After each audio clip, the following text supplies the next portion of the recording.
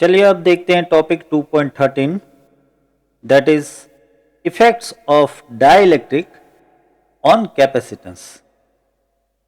यानी कि अगर हम कैपेसिटर की दो प्लेट के बीच में डाइलेक्ट्रिक डाल दें, इंसुलेटर डाल दें, तो कैपेसिटेंस में क्या फर्क पड़ेगा। देखिए अभी तक हमें ये पता है कि अगर हम इलेक्ट्रिक फील्ड में डाइलेक्ट्रिक डाल दें तो डाइलेक्ट्रिक के अंदर जो है वो इलेक्ट्रिक फील्ड कम हो जाता है। डाइलेक्ट्रिक यानी कि इंसुलेटर को अगर हम इलेक्ट्रिक फील्ड में डाल दें तो इंसुलेटर के अंदर इलेक्ट्रिक फील्ड कम हो जाता है। कंडक्टर डाल दे तो कंडक्टर में तो इलेक्ट्रिक फील्ड जीरो ही हो जाता है अंदर। तो यहाँ पे बात यह है कि अगर हम कैपेसिटर की दो प्लेट के बीच में जहां पे इलेक्ट्रिक फील्ड तो होता ही है वहां पे अगर डाइलेक्ट्रिक डाल दे तो क्या होगा।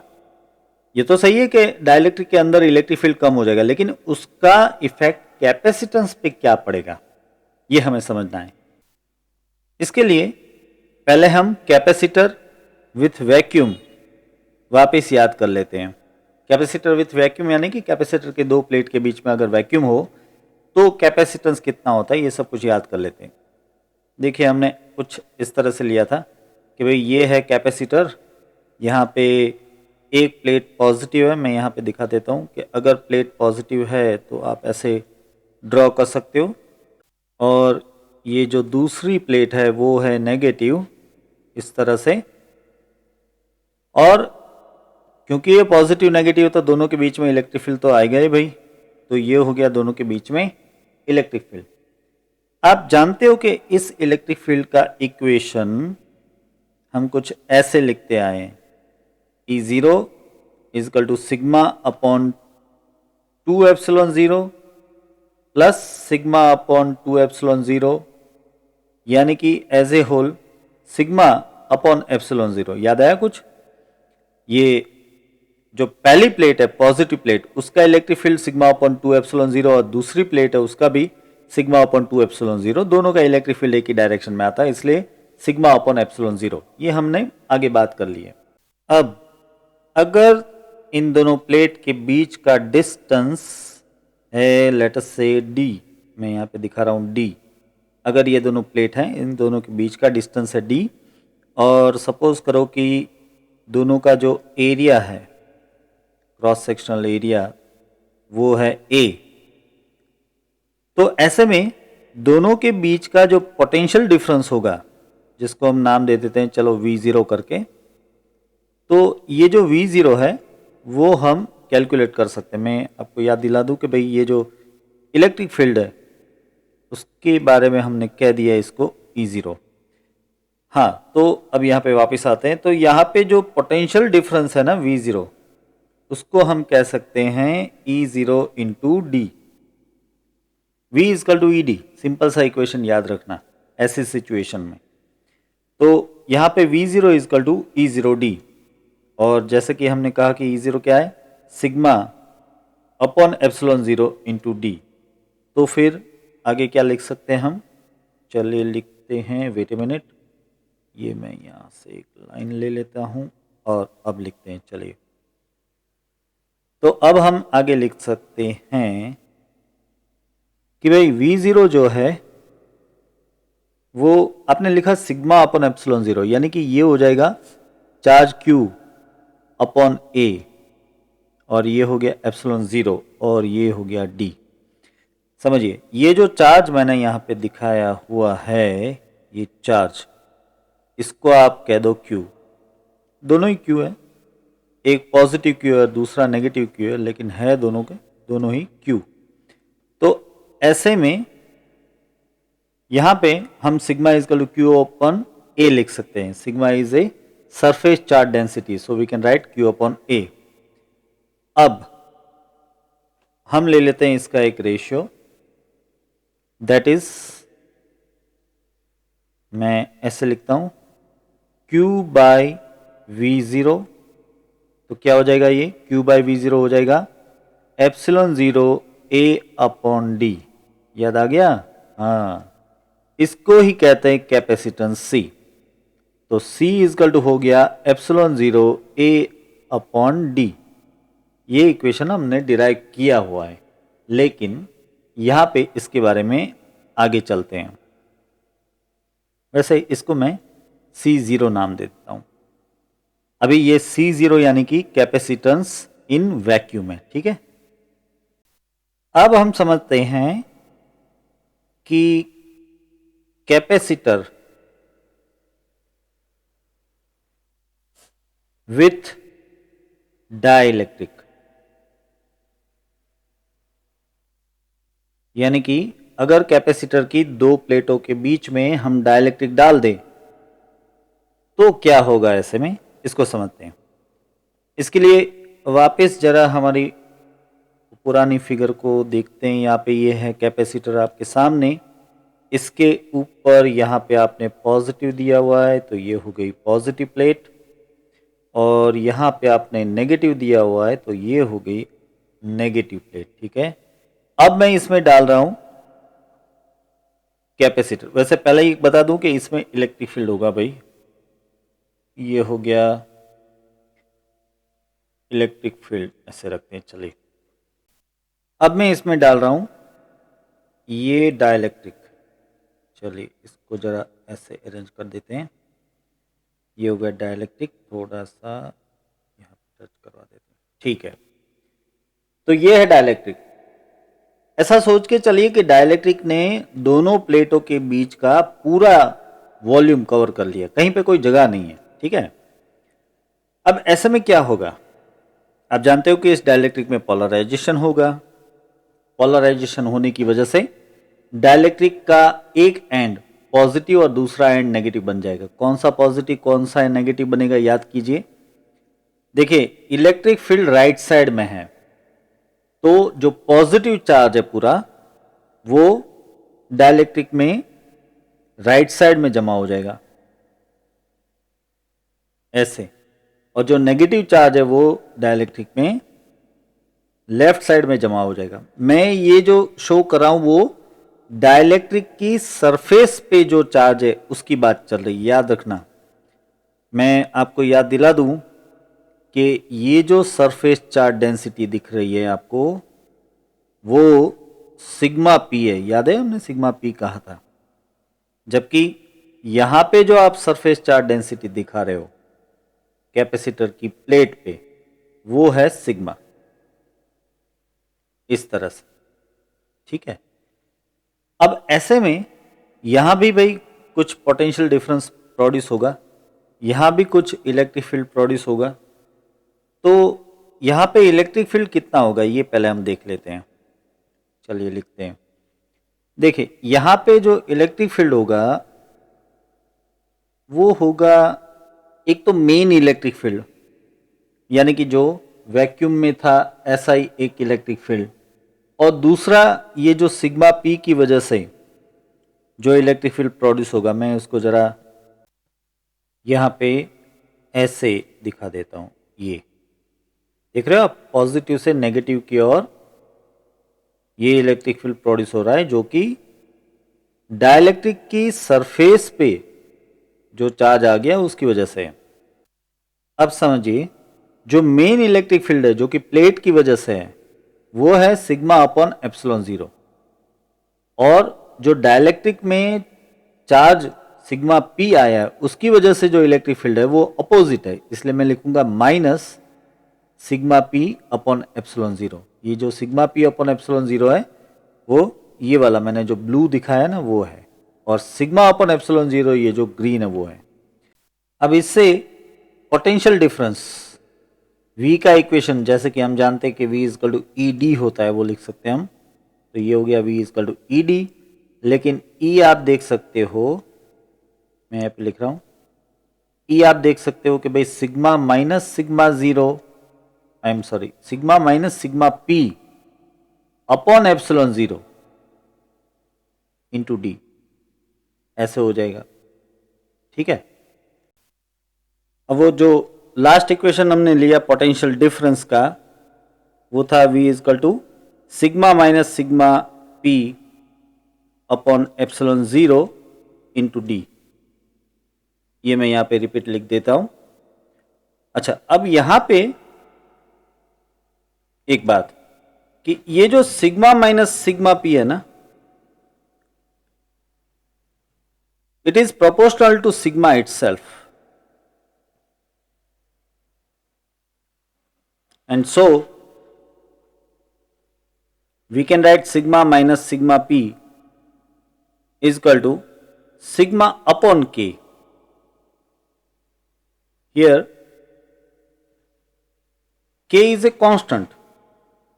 हम जनरली न्यूमरेटर में लिखते हैं कांस्टेंट के, यहाँ पे डिनोमिनेटर में लिखा है कांस्टेंट है भाई, k लिखो या 1/k लिखो कांस्टेंट ही रहेगा. तो k is a constant and it gives the characteristic of dielectric and it is known as dielectric constant.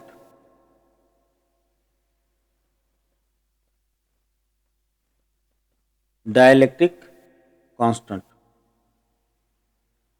याद रहे कि ये k की वैल्यू हर एक डाइलेक्ट्रिक के लिए अलग अलग हो सकती है. ऐसा नहीं कि सभी k की वैल्यू सेम आएगी, अलग अलग डाइलेक्ट्रिक के लिए k की वैल्यू ऑब्वियसली अलग अलग आएगी.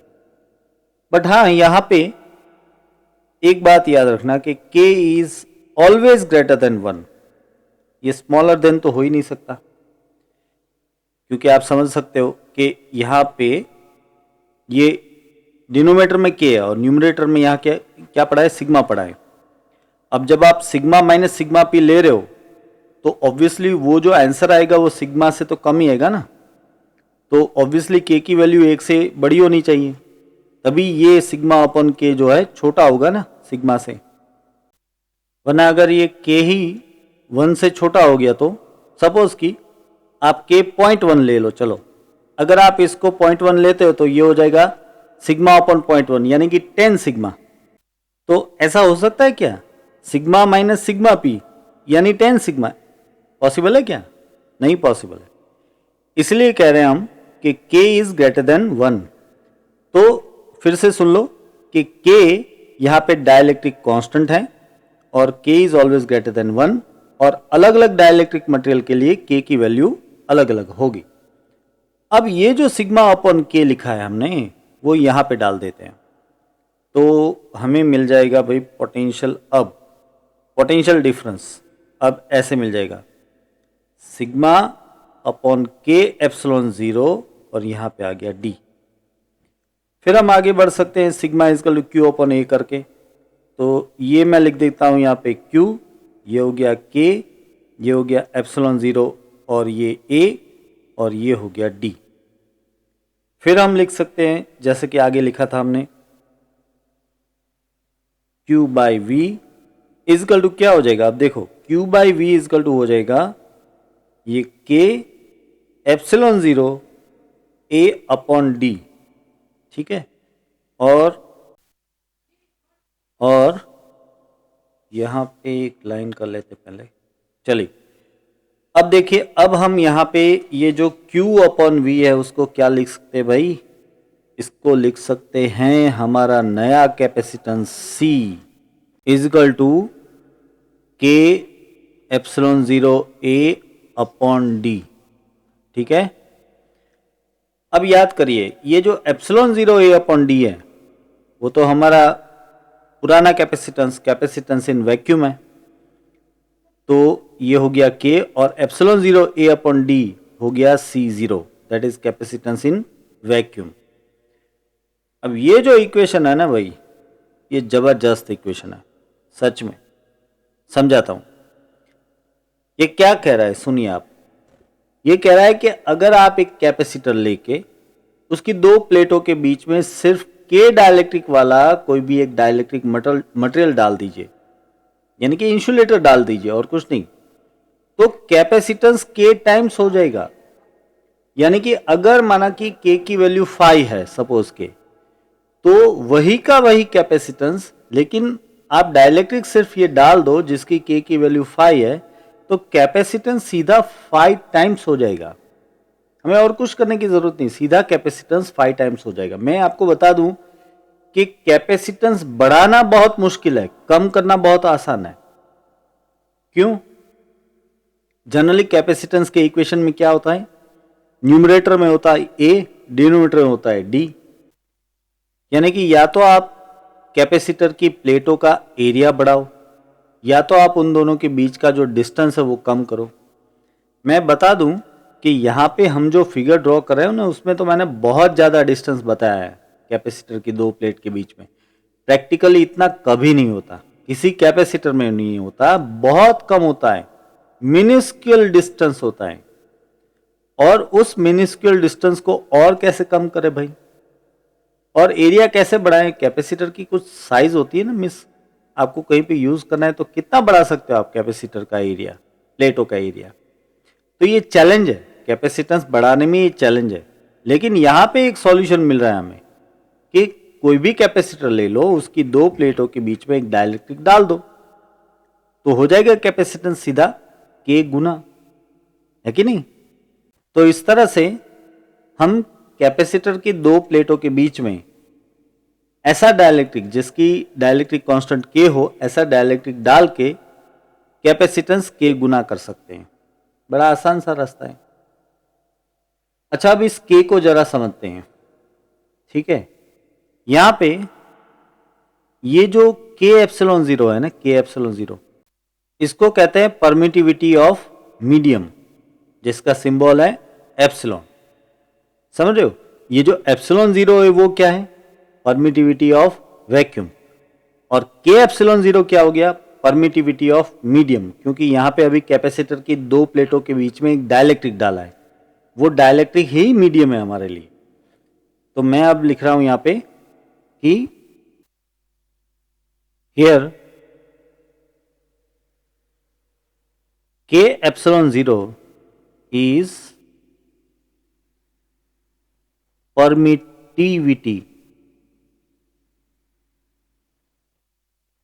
of medium. So, permittivity of medium epsilon can be now written as k epsilon zero. याद रखना, यहाँ पे epsilon zero permittivity of vacuum है और epsilon permittivity of medium है। अब इसमें आगे बढ़ते हैं हम, ठीक है?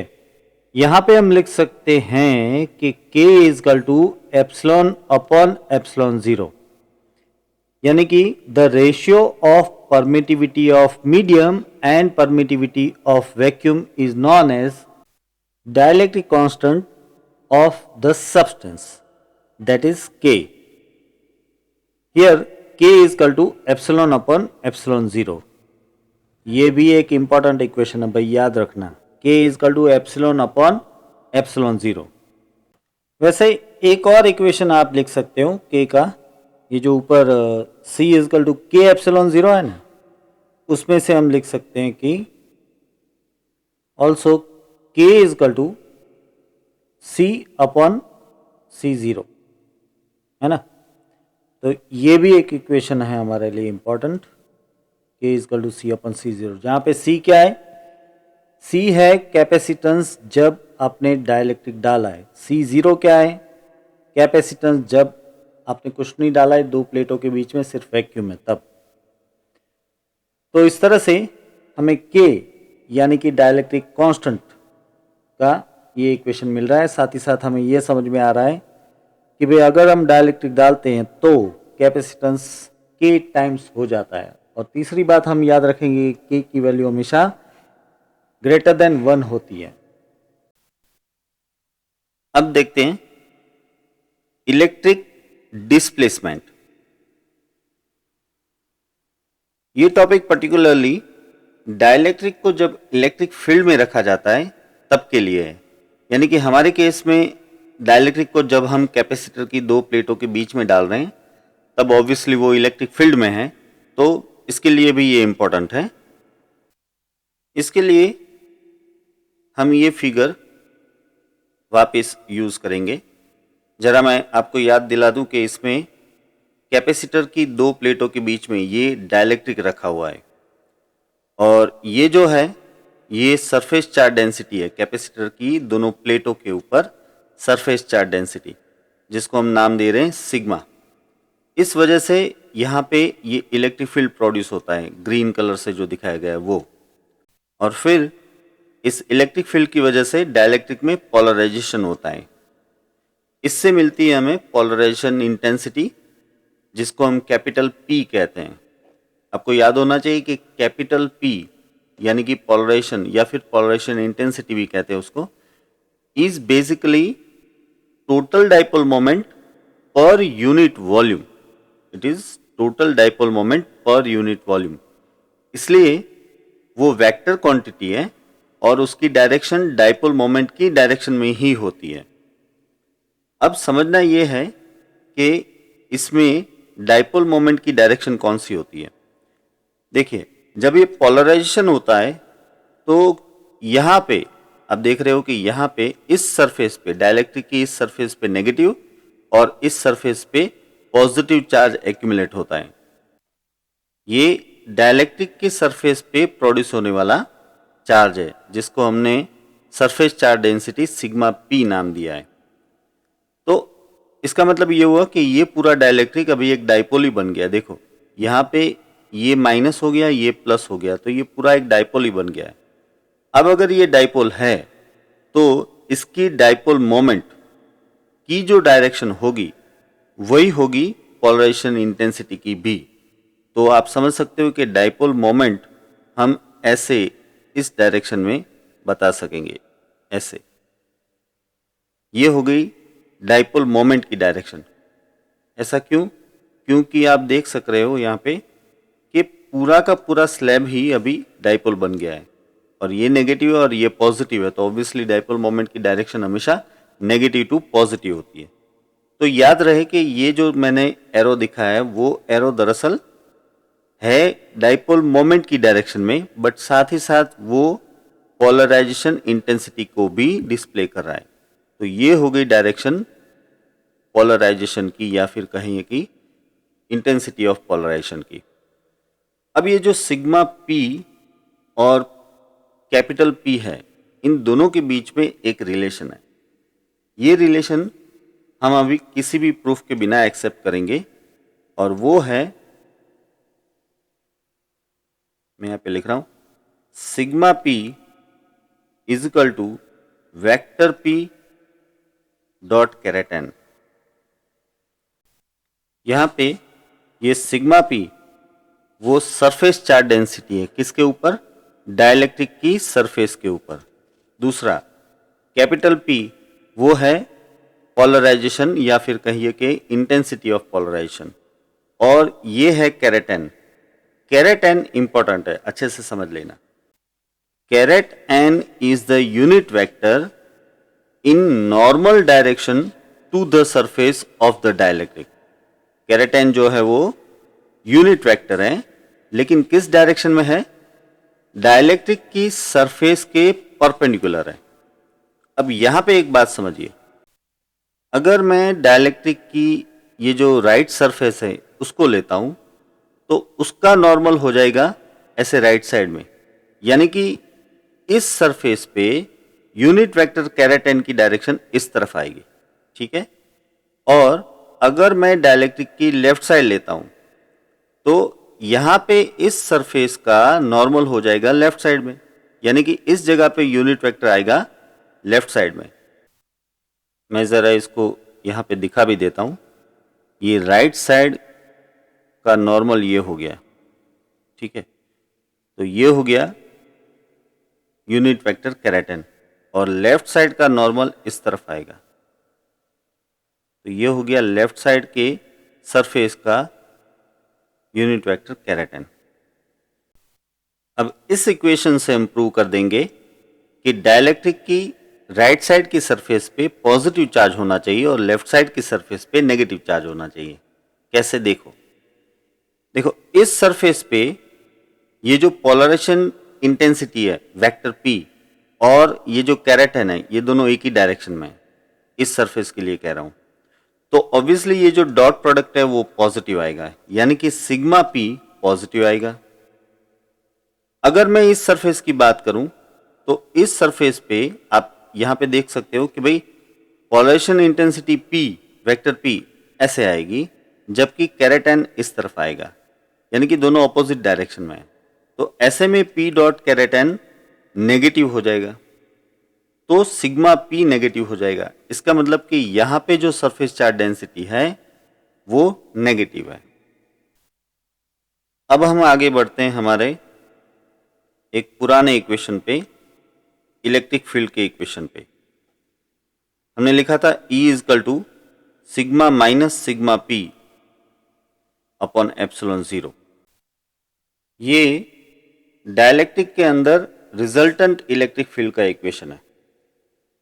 अब हम इस इक्वेशन को कुछ ऐसे भी लिख सकते हैं।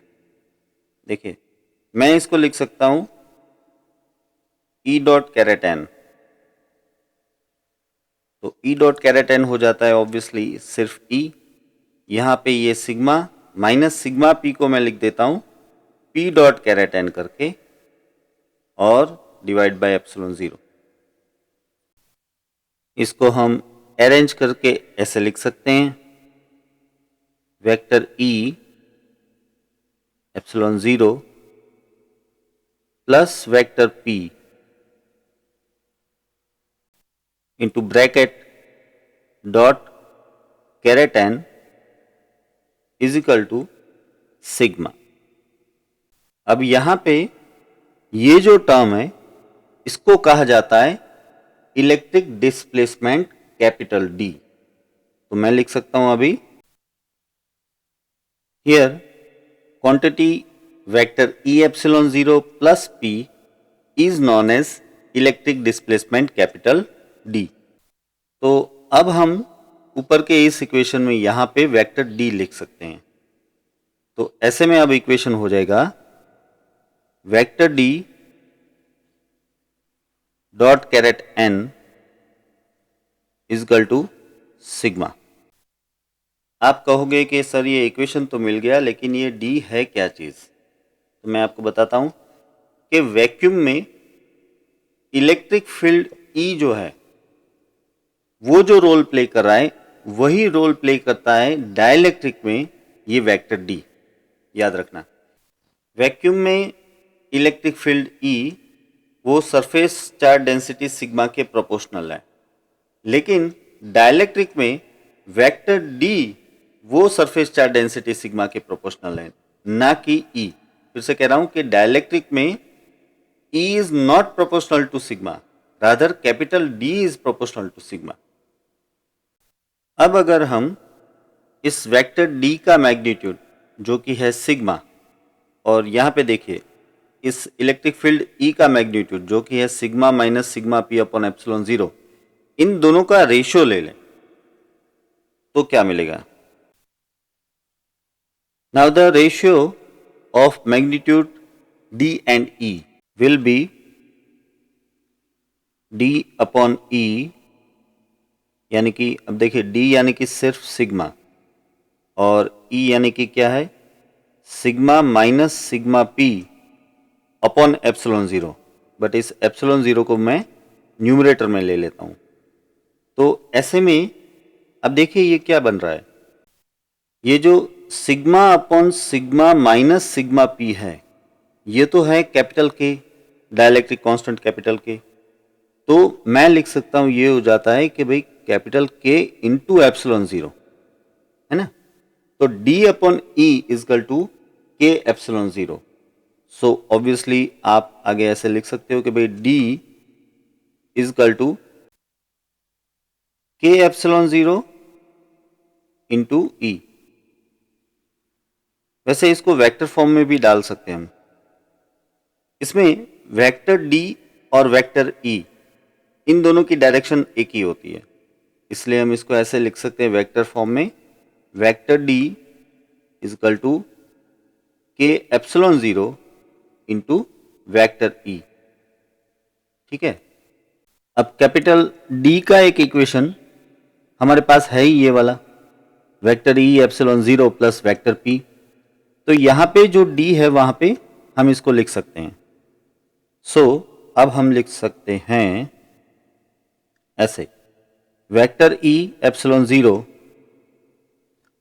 Plus vector P equal to क्या हो जाएगा इसमें के एप्सिलॉन जीरो इंटू ई। ठीक है, अब इसमें से मैं वेक्टर पी का इक्वेशन अगर डिराइव करूं तो वेक्टर पी क्या हो जाएगा वेक्टर P हो जाएगा ऐसे, ये k-1 और मैंने कॉमन ले लिया है एप्सिलॉन 0 और वेक्टर E। देखिए ये जो लेफ्ट टर्म थी इसको मैंने राइट साइड में शिफ्ट कर लिया और E एप्सिलॉन 0 इन दोनों में से कॉमन निकल गया, तो हमें मिल रहा है vector P is equal to k-1 epsilon 0 into E। But आपको याद है एक इक्वेशन हमने आगे देख लिया है कि vector P is equal to xi into vector E, और यहां पे ये जो xi है इसको कहते हैं इलेक्ट्रिक ससेप्टिबिलिटी, याद है? तो अब हम ये दोनों इक्वेशन कंपेयर कर सकते हैं, यानी कि xi इज इक्वल टू ये लिख सकते हैं हम, thus electric susceptibility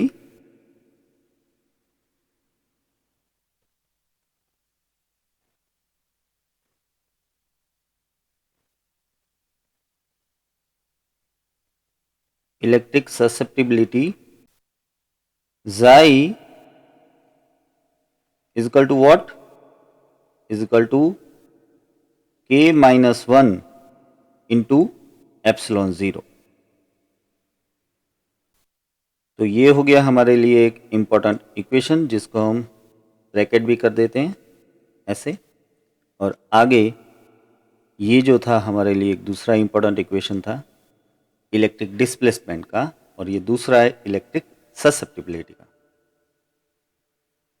बच्चों इसके साथ ये बता दूं कि आज हमने जो भी पढ़ा है इसके क्वेश्चन आंसर्स की एक पीडीएफ की लिंक मैंने डिस्क्रिप्शन में रख दी है, आप उसे डाउनलोड करके नोट डाउन कर सकते हैं।